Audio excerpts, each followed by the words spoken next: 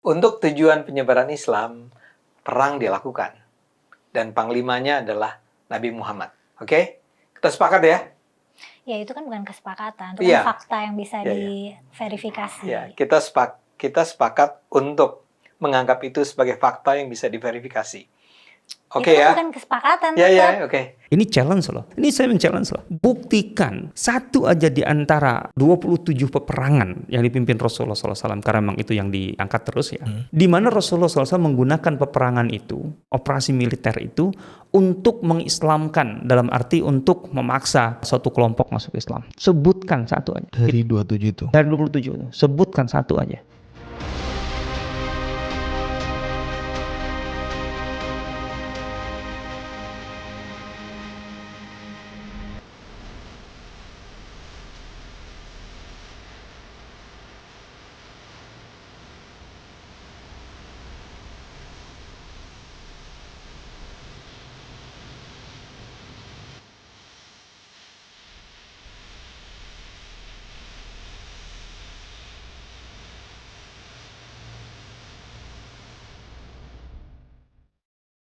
Assalamualaikum warahmatullahi wabarakatuh. Alhamdulillah wassalatu wassalamu ala Rasulillah wa ala alihi washabihi wa mawalah wa ba'd. Masih di channel yang sama, Sirah TV, yang menyajikan kajian seputar Sirah Nabawiyah dan sejarah peradaban Islam. Dan di kesempatan kali ini kita juga akan belajar isu untuk merespon dari beberapa topik yang nampaknya melebar kita jumpai di media sosial tentang fitnah mungkin ya, yang nanti kita akan konfirmasi ke Ustadz tentang Islam dan peperangan. Nah, tentunya bersama kita ada guru kita semua, Ustadz Asyaf Sobari. Assalamualaikum Ustadz. Assalamualaikum warahmatullahi wabarakatuh. Ya, alhamdulillah sehat-sehat ya. Alhamdulillah sehat. Ini sebenarnya melanjutkan obrolan yang off the record sebelumnya Ustadz ya, tentang tayangan YouTube yang agaknya jadi syubhat mungkin bagi sebagian orang, karena di sana obrolannya tentang Sirah Nabawiyah, tentang Islam dan perang, plus yang dihadirkan atau yang diinterview adalah sosok yang disebut-sebut sebagai hafidhoh, hafal Al-Quran, tapi kemudian statementnya kayaknya mungkin butuh diluruskan. Oh. Ya, gitu ya Ustadz ya. Nampaknya tuh meresah banget dengan tayang itu. Kenapa Ustadz? Yeah. Dari mana aja kita bisa kritisi atau koreksi mungkin? Bismillah. Sebenarnya kalau bagi saya itu kekeliruan yang sangat fatal dan nyata gitu. Di ya. bagian mana nih? Kan panjang durasinya. Judul besarnya aja udah kekeliruan fatal gitu loh. Kan intinya yang bisa saya pahami dari situ, dari obrolan itu, interview Ade Armando itu, dan bagi saya dua-duanya dari narasumber lah. Kalau bagi saya, walaupun Ade Armando jadi host di situ. Ya. Tapi karena dia tidak sedang tidak sedang menggali, tapi memang dia sendiri menurut saya menyampaikan opininya di situ, gitu ya. Nah, jadi sebenarnya dua-duanya bermasalah.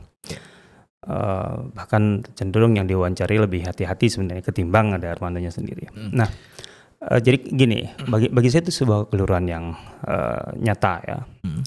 Ketika intinya Islam itu gitu dinyatakan sebagai agama perang, agama kekerasan gitu ya. Dalam arti Islam itu memang disebarkan dengan perang.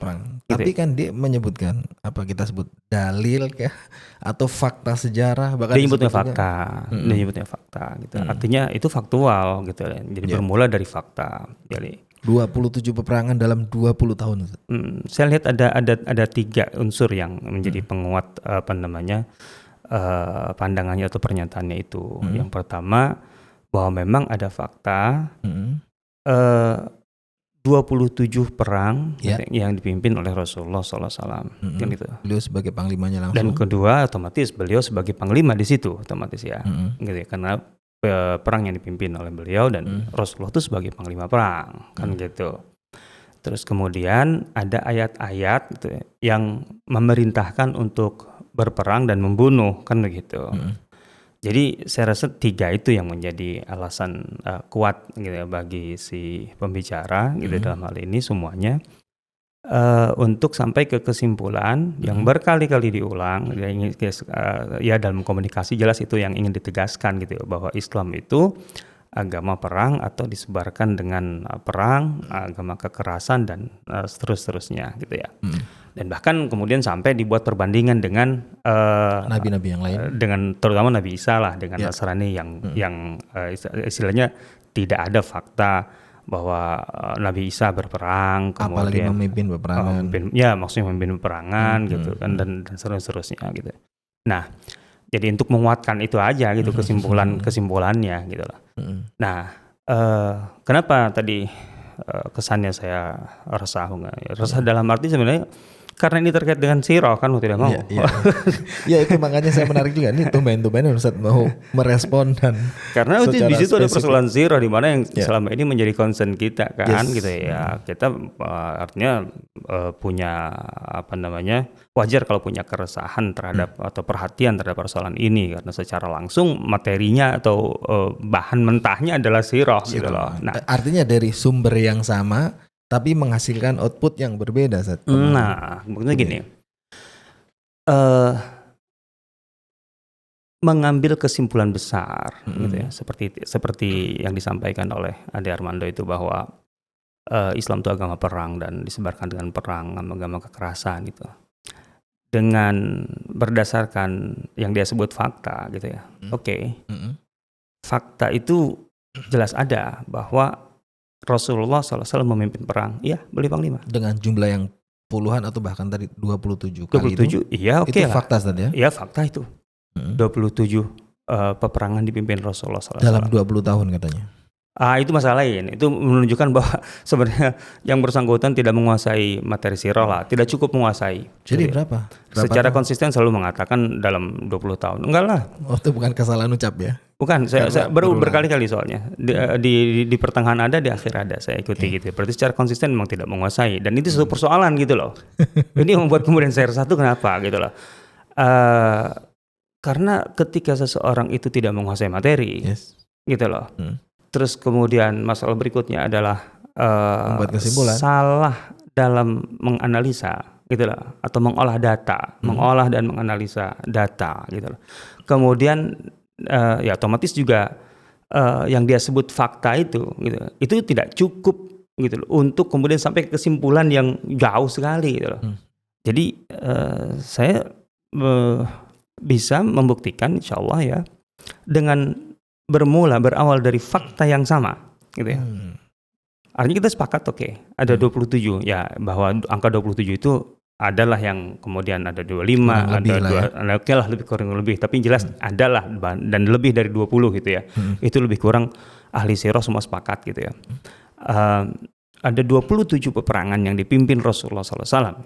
Bermula dari satu fakta ini, tapi akan sampai kepada kesimpulan yang sepenuhnya berbeda gitu loh. Karena ada fakta-fakta lain yang harus dikumpulkan, pertama itu harus dihimpun. Kan nggak bisa dong mengambil kesimpulan besar gitu loh. Itu hanya dari satu fakta ini saja gitu. Itu satu. Ada banyak fakta lain yang harus kita kumpulkan gitu ya. Kita himpun. Dan kemudian tadi harus ada pengolahan data dan analisa yang cermat, yang tepat gitu loh. Karena kalau tanpa itu ya Anda sebenarnya sedang ngarang di ujungnya gitu loh. Itu persoalannya. Walaupun berangkat dari fakta sejarah. Satu fakta itu kan satu aja. Sama tuh bahwa Rasulullah panglima atau memimpin perang, bahwa perang yang dipimpin beliau itu 27 itu kan satu. Gitu. Dan ini kan belum perlu diolah lagi gitu lah, terkait dengan sekian banyak fakta yang lain untuk sampai pada kesimpulan Islam itu disebarkan dengan perang atau tidak kan gitu. Gitu ya, itu apa aja tuh faktor yang harus dikumpulin untuk melengkapi data yang awal tadi? Tentunya begini. Kalau Islam itu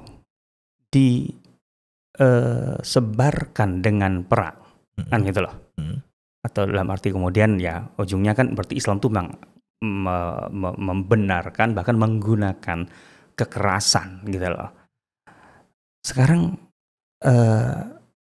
yang diislamkan oleh Rasulullah itu di masa Rasulullah SAW, yang masuk Islam di masa Rasulullah SAW, itu berapa kabilah, berapa suku?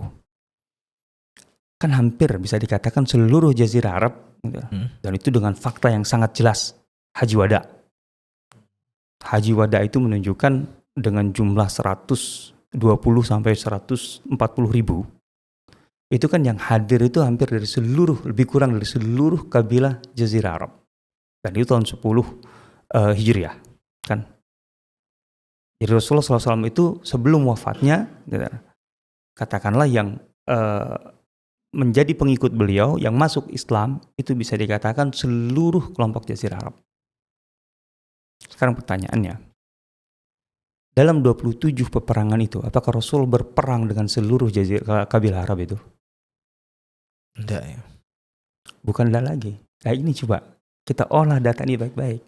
Kita mulai dari situ aja dulu. Itulah. Artinya 27 peperangan itu Rasulullah SAW berhadapan dengan siapa saja.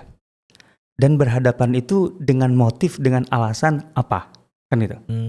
Iya dong. 27 itu alasannya berbeda-beda. Berbeda-beda. Berbeda-beda. Ini data yang mudah aja dulu.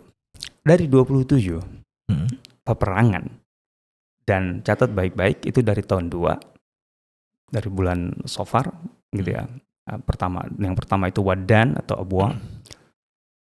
Yang terakhir itu Tabuk tahun 9. Bulan Rajab itu artinya 8 tahun saja. Bukan 20 tahun. Bukan 20. Itu kan sudah keliru. Itu kritisi pertama tuh ya. Bukan 20, 8 tahun saja. Oke. Itu 11 di antaranya itu hanya berhadapan dengan Quraisy. Satu kelompok. Oke. Dari 27 11 itu. kali, Ustaz. 11 kali. Gitu ya. Kalau kita masukkan Quraisy dalam Ahzab, di mana Quraisy juga mengambil peran penting di perang Ahzab atau Khandaq, 4.000 pasukan dari 10.000, berarti 12. 12 dari 27 itu hanya berhadapan dengan satu kelompok, yaitu Quraisy. Ini kita bicara secara kuantitatif aja dulu ya. Iya. Kemudian ditambah plus 4 diantaranya, gitu ya, itu berhadapan dengan kelompok-kelompok Yahudi. Oke. Gitu ya. Madinah tuh Ustaz ya. 3 di Madinah, 1 di luar Madinah. Qainuqa, Nadir, Quraidah. Itu di Madinah, ya. Kemudian 1 Khaybar, gitu ya. Yang sebenarnya di sini juga berkelit-kelindan ya, karena Khaybar ada kaitannya dengan Nadir dalam hari ini. Karena yang membuat Khaybar masuk ke kancah itu karena Bani Nadir. Oke. Artinya ini sudah 16. Ya. Sudah 16 gitu loh dari 27. Oke. Berarti kan tinggal 11 lagi kan. Ada kurang lebih 3 di antaranya gitu loh. Itu terkait erat dengan secara geografis gitu, karena sangat kuat faktor Mekahnya gitu ya. Artinya karena kelompok itu mendukung Mekah gitu loh. Atau karena dia berkepentingan secara geografis dengan Mekah sehingga kemudian harus berhadapan-hadapan dengan Rasulullah SAW. Bani Mustalik. Oke. Bani Mustalik itu adalah Khuza'ah yang dekat dengan Mekah, dan dia pendukung Mekah dalam perang Uhud. Artinya dia terlibat dalam perang Uhud mendukung Quraisy. Kemudian ada Taif, ya. Dan Taif ini, pengepungan Taif ini terkait dengan sebelumnya Hunain, gitu loh. Ya kan Hunain itu terdiri dari 2 kelompok, yaitu Hawazin dengan Saqif. Dan Saqif itu penduduk Taif. Sehingga ketika mereka bubar dari Hunain, gitu ya, kemudian dikejar sampai ke Taif. Artinya tambah lagi 3 itu. Ini juga masih sangat dekat masalahnya dengan Quraisy, ya. gitu ya. Jadi sudah 16 tambah 3 19. Tinggal 8 loh. Tinggal 8. Yang itu di luar yang tadi itu semua. Yang sebenarnya titik sentralnya itu baru Quraisy dengan Yahudi gitu ya. Yahudi juga cuma 4 gitu loh. Sementara yang titik sentralnya Quraisy langsung ataupun tidak langsung itu sekitar 15 gitu ya. Nah, jadi sebenarnya secara kuantitatif gitu, Rasulullah itu berperang gitu ya, dengan kelompok-kelompok tertentu saja dan jumlahnya sangat kecil gitu. sangat kecil. Ya. Ya ini dari 19 aja ke 9 kan baru berapa kelompok kan, gitu loh. Kalau tadi saya katakan titik sentralnya Quraisy itu kan cuma baru sekitar 6 kelompok aja dari 19. Ya tinggal sisa nih, Dan sisanya itu menarik di sini ya. Coba kalau kita lihat dari paling belakang Tabuk. Tabuk dengan Romawi loh pada dasarnya. Gitu ya. Dan itu jaraknya 800 km dari Madinah. Gitu loh. Kemudian Bani Lihyan, Dzulqard, kemudian Dzatur Riqa, kemudian Daumatul Jandal, kemudian Al-Qudur gitu ya.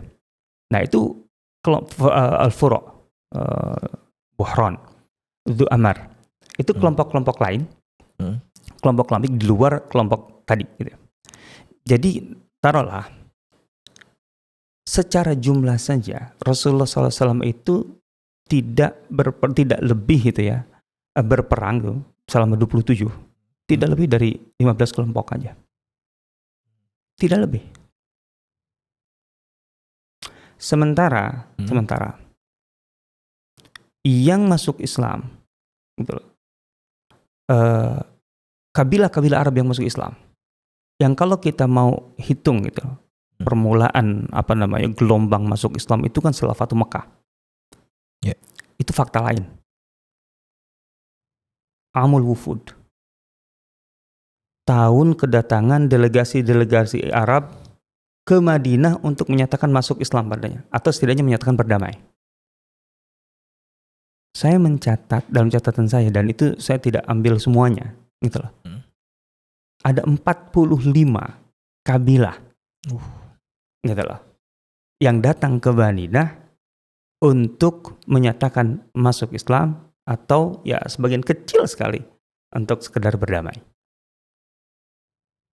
Jadi jauh sekali. 46. 45 itu yang saya catat, dan itu tidak semua saya masukkan dalam catatan saya, gitu loh. Itu mereka masuk Islam secara sukarela dan datang ke Madinah. 45 tadi itu termasuk 16 atau 15 kabilah yang di peperangan tadi, beda ya? Oh ya enggak lah, kan Quraisy kan sudah kan gitu loh. Khaybar nggak termasuk situ, atau Yahudi nggak termasuk situ gitu. Ya, ini kan kabilah Arab gitu loh. Iya. Ya. Gitu. Insyaallah. Ya. Ada sebagian di mereka yang Saqif emang datang, kan gitu loh. Tapi yang lain-lain yang tidak pernah bersentuhan, yang jelas lebih banyak orang yang bersentuhan dengan beliau aja sebenarnya tidak lebih dari 15 kelompok, itu kan jelas ya. Yang bersentuhan dalam arti berperang dengan Rasulullah tidak lebih dari 15 kelompok. Ya, sementara yang datang dan menyatakan masuk Islam lebih dari 45 kelompok. Itu artinya apa? Bagaimana kemudian kesimpulannya gitu loh. Rasulullah menyebarkan Islam dengan pedang. Ini fakta loh. Nama-namanya ada. Gitu loh, kelompok-kelompoknya. Tercatat dalam buku-buku sirah. Amul Wufud itu bisa dalam Tabaqat Ibnu Sa'ad sangat lengkap lah, lebih kurang gitu. Dalam buku sirah ada kok secara umum gitu ya. Jadi dari sini saya sudah kelihatan gitu. Rasulullah SAW berperang selama lebih kurang 8 tahun tadi dengan 27 peperangan yang beliau pimpin gitu. Itu tidak lebih dari 18 kelompok yang bersentuhan dengan beliau. Dan dari 18 kelompok itu 15 nggak nyampe. 27 peperangan tadi bisa kita petakan lagi nggak mana yang sifatnya itu menyerang dan bertahan? Nah, secara kualitatif sekarang nih kalau begitu, bagaimana kemudian kita mengartikan bahwa Rasulullah SAW menyebarkan Islam dengan perang kepada mereka, gitu loh. Contohnya gini, yang berhadapan dengan Quraisy yang jelas ya. Kalau kita bicara dengan Quraisy, itu dari awal ketika Allah menurunkan ayat 39 surah Al-Hajj yang merupakan itu ayat yang mengizinkan Rasulullah SAW untuk melakukan aktivitas militer. Itu artinya beliau itu tidak berinisiatif untuk melakukan aktivitas militer. Itu atas izin dari Allah Subhanahu wa taala. Oke, itu semakin kuat memang dalam arti memang ini adalah syar'i, dari syara, betul. Justru karena itu adalah dari Allah Subhanahu wa taala, semakin tidak ada ranah atau celah kesalahan manusia di sini, gitu loh. Nah, itu kan jelas bunyinya. Udzina lilladzina yuqataluna bi'annahum zulimu wa innallaha ala nasrihim laqadir. Nah ini jadi celah justru malah masuk untuk orang untuk mengomentari Ustaz. Bagaimana agama mengizinkan atau bahkan cenderung memerintahkan. Ya makanya pahami isinya. Ini secara kualitatif makanya. Oke siap. Kan dijelasin udzina lilladzina yuqatalun. Sampai titik itu, sampai turunnya ayat itu, kaum muslimin itu posisinya diperangi. Yuqatalun. Loh, diperangi. Jadi kedudukannya, posisinya itu diperangi.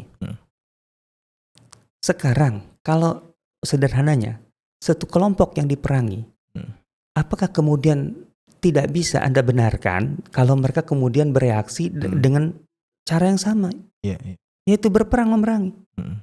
Apa nggak wajar itu? Iya. Lah yang diperangi terus kemudian membalas dengan perang, apa salahnya?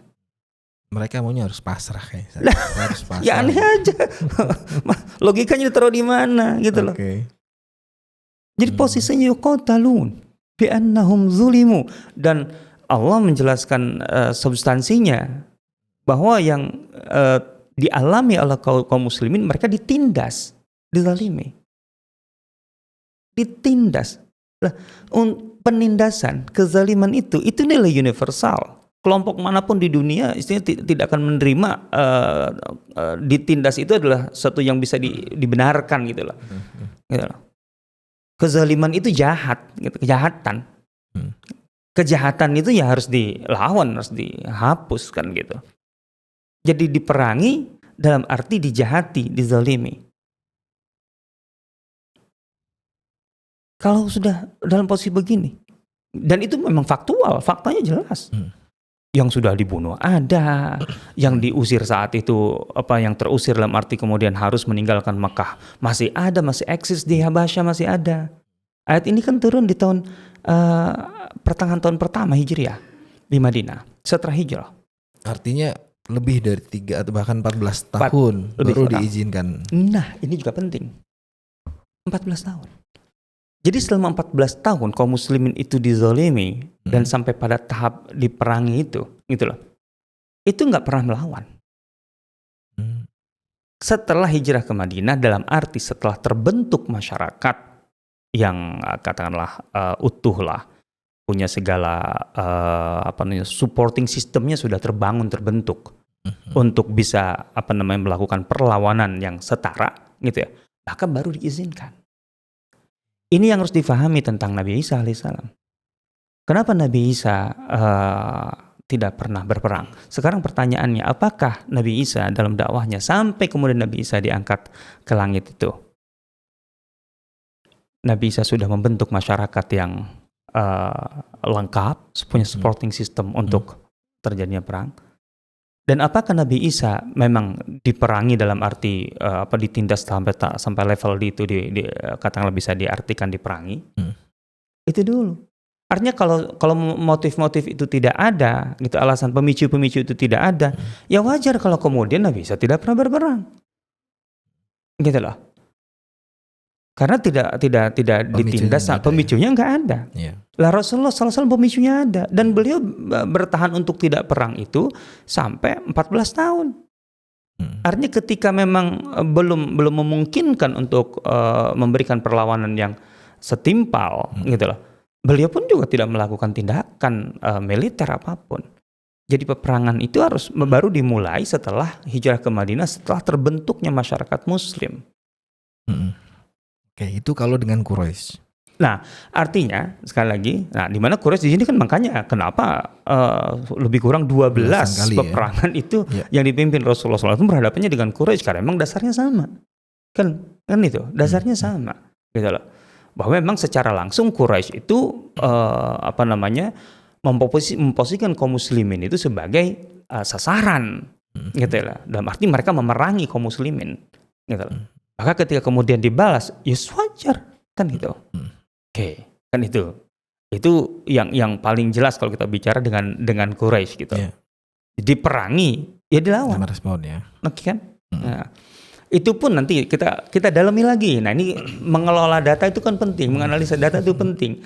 Dengan Quraisy sekalipun, gitu ya. Bisa dikatakan dengan Quraisy sekalipun hanya sekali dalam posisi Rasulullah SAW menyerang. Dari 12 kali 12. kontak fisik itu. Iya. Dari 12 aktivitas militer yang dipimpin Rasulullah SAW. Yang kontak fisik lebih sedikit lagi. Enggak 27, yang kontak fisik sedikit. Oke. Cuman satu kali yang menyerang, Fatu Makkah. Yang lain enggak. Posisinya pada dasarnya kaum muslimin yang diserang. Badar jelas. Rasulullah SAW memang betul memimpin pasukan muslim di Badar. Iya betul. Tapi kan yang belajar sirah tahu kenapa terjadi perang Badar. Kan bukan karena kaum muslimin menyerang Mekah kan. Kejadiannya jadi Badar. Iya. Gitu. Justru Quraisy yang datang dengan pasukan lengkapnya ke Badar dan memanfaatkan momentum kaum muslimin tidak siap perang untuk terjadinya pertempuran yang dalam ekspektasi mereka bisa melumat kaum muslimin. Kan begitu. Pidato Abu Jahal kan jelas di Badar. Wallahi la narji'u hatta narida badran. Kita tidak akan pulang ke Mekah sampai kita minum dari air Badar, dari sumur-sumur Badar untuk merayakan kemenangan kita atas mereka. Kan itu jelas. Itu Badar. Uhud itu kan justru kaum musyrikin Quraisy yang 1 tahun melakukan persiapan untuk nyerang setelah Badar kan? Kan gitu. Kita ambil lagi yang besar. Ahzab, dalam Ahzab ya, kan Quraisy bergabung itu dan pasukannya besar. 4.000 dari 10.000. Itu kan justru mereka yang datang dan mengepung kaum muslimin bersama sekutunya kan gitu. Ke Madinah kan. Apalagi yang kecil-kecil Sawiq itu. Sawiq itu kan Abu Sufyan malah justru nyerang pinggiran Madinah kan. Ya dikejar lah. Itu kan masuk ke data yang 27 itu Sawiq itu. Kan gitu. Apalagi yang lain Safwan sebelumnya. Itu juga Al-Fihri, siapa itu? Al-Fihri itu Quraisy kan. Itu juga nyerang ke pinggiran Madinah. Ya dikejar lah. Kan gitu. Itu masuk ke 27 itu. Gitu. Berikutnya Hudaybiyah itu masuk dalam 27. Lah, Hudaybiyah mana sebenarnya dalam arti Rasulullah SAW memang memimpin pasukan untuk perang dari awal, untuk umroh kok. Cuma di tengah peristiwa itu gitu, kaum muslimin dihalang-halangi dengan tentu saja kekuatan pada dasarnya.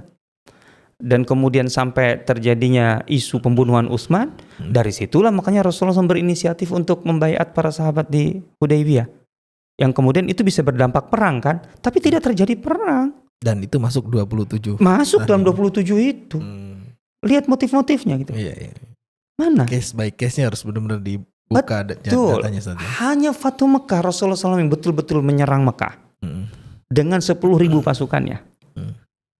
Sekarang catat baik-baik, berapa korban yang jatuh di pihak Mekah dalam peristiwa ini secara keseluruhan, secara total. Tidak lebih dari 30. Itu pun 20 sekiannya di Khandamah. Dan itu karena mereka memang menghadang pasukan kaum muslimin di Khandamah. Sehingga kemudian terjadi pertempuran kecil. Tapi lihat loh, 10.000. 10.000. Harusnya habis tuh ya Mekah ya. Seharusnya dibantai dong. Iya. Dan mereka juga sadar kan akan konsekuensi itu. Sadar, iyalah karena mereka yang selama ini menyerang kan. Dari sekian belas peristiwa mereka yang dalam berinisiatif menyerang. Tapi begitu Rasulullah SAW sudah menguasai Mekah, ya, dan mereka sudah duduk lesu di bawah, gitu. Rasulullah SAW di Ka'bah berdiri di pintu Ka'bah dan kemudian berpidato. Kan ujungnya apa? Idhabu antum tulaqa, bubarlah kalian semua bebas. Dan itu dalam status mereka masih musyrik. Musyrik. Kalau benar statement awal tadi untuk mengislamkan harusnya itu ya. Iya, sekarang kalian tidak boleh ada yang keluar kecuali sudah syahadat. Kan gitu. Enggak ada. Idhabu fa antum tulaqa, itu sangat mudah didapati dalam buku sirah. Kalian baru setelah itu kan sukarela mereka membaiat Rasulullah SAW. Itu pun juga enggak sekaligus, bertahap. Ketika kemudian setelah itu karena ada ancaman dari Hawazin dan Saqif ke Hunain, itu sebagian mereka ikut kok dalam status belum masuk Islam. Sofwan bin Umayyah belum masuk Islam waktu itu. Nggak ada prosesi gitu istilahnya, atau upacara atau apapun pengislaman mereka secara massal, nggak ada. Sama sekali nggak ada. Di mana faktanya? Kalau itu untuk mengislamkan, enggak.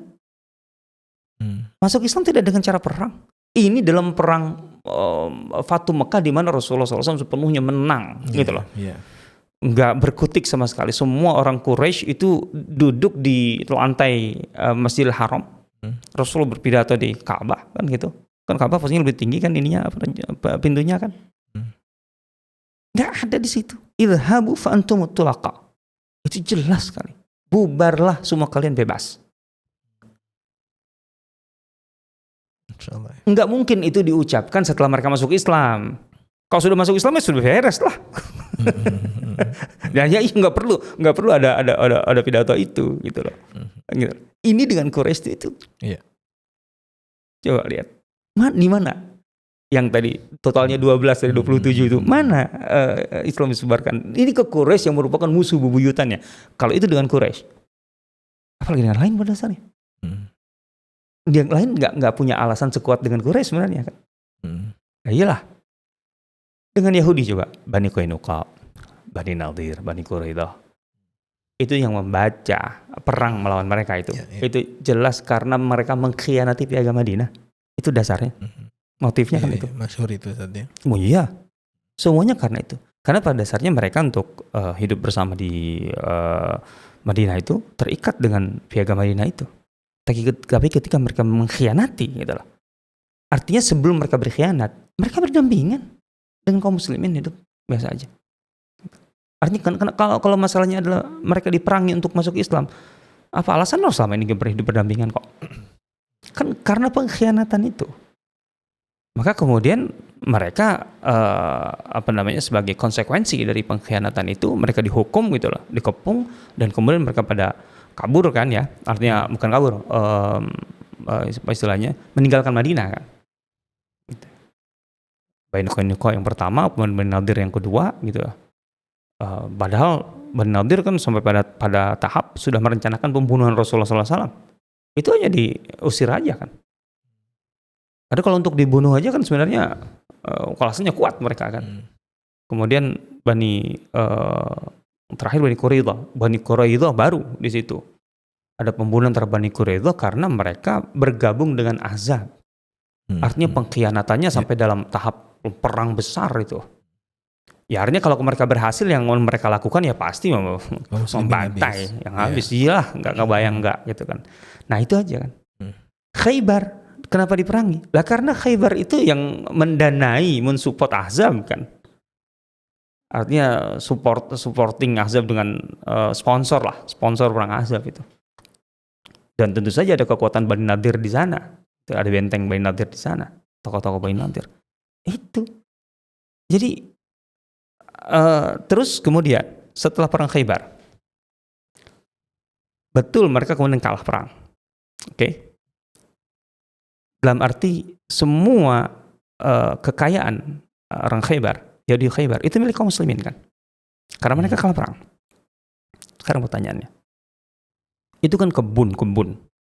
Sampai disebutkan ada 2 bagian Khaybar itu terbagi 2. Di salah satu bagiannya aja ada 40.000 pohon kurma. Itu ketika kaum muslimin harus kembali ke Madinah. Kebun ini siapa yang mengelola? Siapa yang mengolah? Rasulullah SAW gitu ya. Memberikan wewenang gitu kepada orang-orang Yahudi yang baru dikalahkan untuk mengelola kebun-kebun itu yang sudah menjadi milik kaum muslimin dan bagi hasil. Masih harus bagi hasil ya. Bagi hasil. Padahal pun mengelola aja juga cukup ya mereka. Kan mereka masih di iya, artinya mereka kan kalah perang kan. Sebenarnya mau diperlakukan kalau kita mau diperbudak kayak apa kayak gitu enggak. Bagi hasil. Di mana letaknya? Dan tidak disuruh masuk Islam. Enggak lah. Kalau udah masuk Islam ya udah lain lagi urusannya kan. Perlakuannya beda lagi. Dimuliakan ya. Gitu loh. Iya. Bahwa mereka sebagai Yahudi tetap sebagai Yahudi dan kalah perang saja, itu masih bagi hasil gitu. Dan itu ada kisah apa namanya penaksiran hasil bagi hasilnya. Itu ada kisahnya. Abdullah bin Sangat Rawaha detail ya. dan iya itu Tidak zalim juga dalam hal pembagian. sama sekali. Itu ada faktanya Abdullah bin Rawaha dan lain-lain. Ini menunjukkan apa? Ini fakta-fakta penting Iya. gitu loh dalam perang, gitu loh. Ya. Kemudian apa namanya di Hunain. Coba di Hunain itu kan Hawazin dan Tsaqif kan kalah. Mm-mm. Oke, yang mereka tinggalkan jadi ghanimah bagi kaum muslimin rampasan perang, gitu ya. Itu norma yang berlaku waktu itu. Tapi begitu Hawazin bubar, Tsaqif kan penduduk Taif. Mereka balik ke Taif dan kemudian berlindung di balik benteng-benteng Taif. Tapi Tsaqif kan nomaden. Hawazin kan nomaden. Gitu ya. Ya mereka mau balik kemana orang nomaden? Dan kemudian apa artinya mereka kemudian selamat dari perang itu sementara semua kekayaan mereka yang jumlahnya puluhan ribu unta dan domba itu dikuasai kaum muslimin. Masyarakat nomaden itu kan bergantung sepenuhnya kepada ternak kan. Ya mereka datang ke Rasulullah SAW. Unik ya mereka. Setelah Iya. lari dari Hunain itu mereka datang, mereka menemui Rasulullah SAW. Dan kemudian minta apa? Ya, jadi mengingatkan kedekatan Rasulullah SAW dengan mereka Hawazin. Ya karena Rasulullah pernah berada di tengah-tengah Hawazin. Bunda Halimah itu. Bani Sa'ad, itu kan Hawazin. Kan gitu. Kata mereka, bahasa kita itu atas kemanusiaan kan. Bagaimanapun yang kau tawan itu masih keluargamu. Kan gitu. Melo langsung. Oh iya. Kalah perang melo ya. Artinya apa? Arti hidup kami tanpa keluarga kami, tanpa harta benda kami. Rasulullah bilang apa? Sallallahu alaihi wasallam waktu itu di Ji'rana itu. Masalahnya sudah aku bagikan. Artinya sudah di tangan per orang. Sebagai ghanimah ya Ustaz ya? Iya, nggak mungkin aku kalau masih tangan aku gampang gitu, tapi sudah di tangan mereka. Gini sajalah, setidaknya kalian pilih mana? Pilih keluarga atau pilih harta benda? Setidaknya kan itu lebih memungkinkan kan. Kata mereka, ya jelas keluarga lah. Oke kalau gitu. Gini, aku pastikan yang di tangan muhajirin kembali ke kalian. Kan boleh pemimpin muhajirin kan secara spesifik ya kan. Kan gitu, pasti muhajirin ikut semua. Tapi kan yang lain nih susah. Artinya nggak bisa langsung begini. Nanti setelah selesai sholat berdirilah dan berteriaklah, aku memohon kepada kalian atas nama Rasulullah. Kan gitu loh. Nah, untuk mengembalikan itu, betul setelah sholat mereka berdiri, kemudian berteriak, aku mohon atas nama Rasulullah, kembalikanlah keluarga kami kepada kami. Rasulullah berdiri, yang berada di tangan muhajirin, ku kembalikan kepada kalian. Itulah langsung Ansar, yang di tangan kami, kembalikan kepada kalian. Kelompok ini. Di mana prosesi masalahnya memaksakan mereka masuk Islam?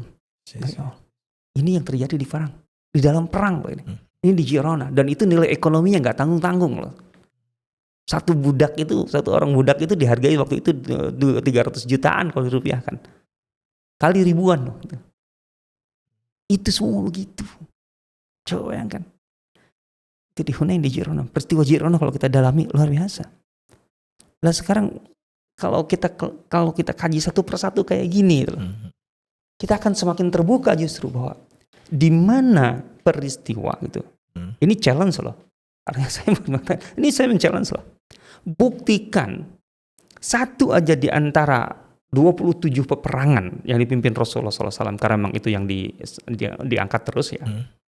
Di mana Rasulullah SAW menggunakan peperangan itu, operasi militer itu untuk mengislamkan, dalam arti untuk memaksa suatu kelompok masuk Islam. Sebutkan satu aja. Dari 27 itu. Dari 27 itu, sebutkan satu aja. Gitu loh. Artinya kalau kemudian hasilnya ada tidak berhasil, ya berarti kan kesimpulan akhirnya itu bahwa Islam disebarkan dengan perang, gitu loh.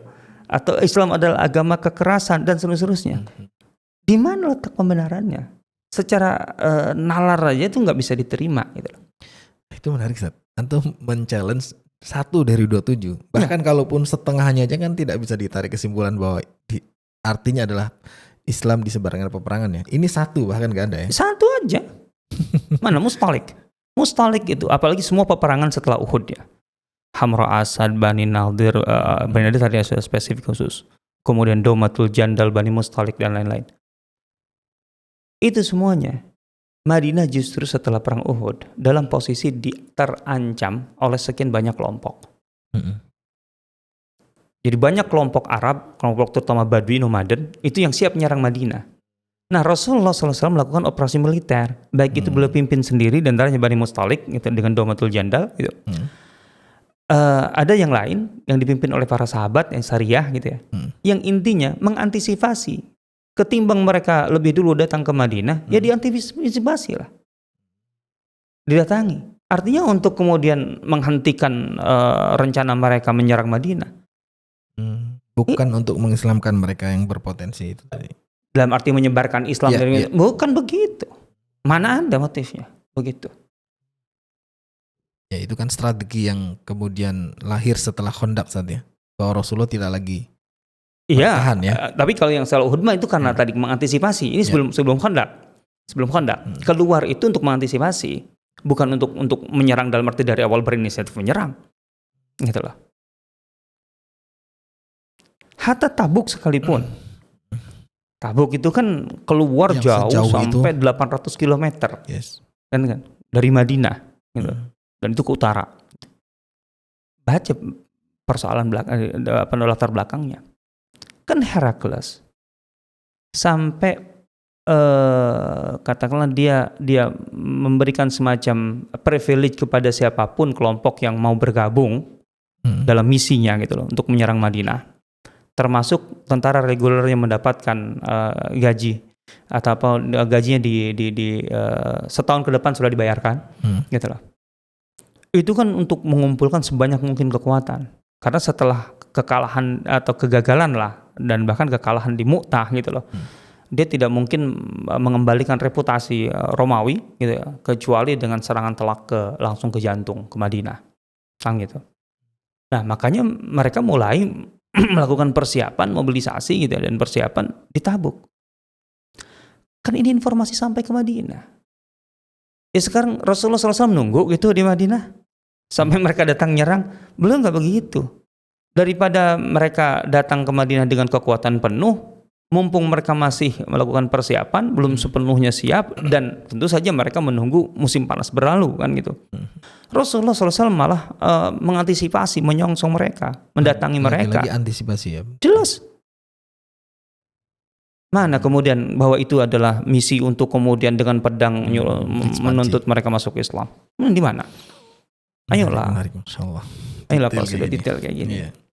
Tapi ada juga senjata sebagian orang untuk menyerang atau ya mengkritisi bagian dari keislaman itu adalah tadi Ustaz, adanya ayat-ayat yang memerintahkan secara tekstual itu membunuh atau bernada perang, plus juga isu yang lain adalah perbudakan. Tapi kayaknya kita nggak bahas sekarang saat ya. Nggak mungkin lah. Itu mudah-mudahan dari sisi ininya dulu lah, dari sisi fakta. Harusnya sudah clear ya dengan data-data yang Ustadz sampaikan, detail ya, motif-motifnya, bahkan dari persentasenya tadi, wah luar biasa. Jazakallah Ustadz, ilmunya. Mudah-mudahan kita tidak lagi terjebak ke dalam syubhat-syubhat yang disebar begitu ya. Tinggal ini ada datanya, kita mau baca atau tidak gitu ya. Plus ngaji untuk bisa mendapatkan hikmah dari setiap peristiwa itu Ustaz ya. Atau detailnya bisa juga ikut madrasah Sirah Nabawiyah sekaligus madrasah Khulafaur Rasyidin. Insyaallah Ustaz lebih detail di sana menjelaskan tentang bagaimana yang terjadi dalam Sirah Nabawiyah. Dan kita akan berjumpa di episode berikutnya dengan topik yang insyaallah jauh lebih menarik. Subhanakallahumma bihamdika asyhadu an la ilaha illa anta astaghfiruka wa atubu ilaik. Assalamualaikum warahmatullahi wabarakatuh. Waalaikumsalam warahmatullahi wabarakatuh. Para penonton yang budiman, terima kasih telah menyimak sajian dari Sirah TV. Semoga menjadi jalan terbaik Anda untuk lebih dekat dengan Rasulullah SAW.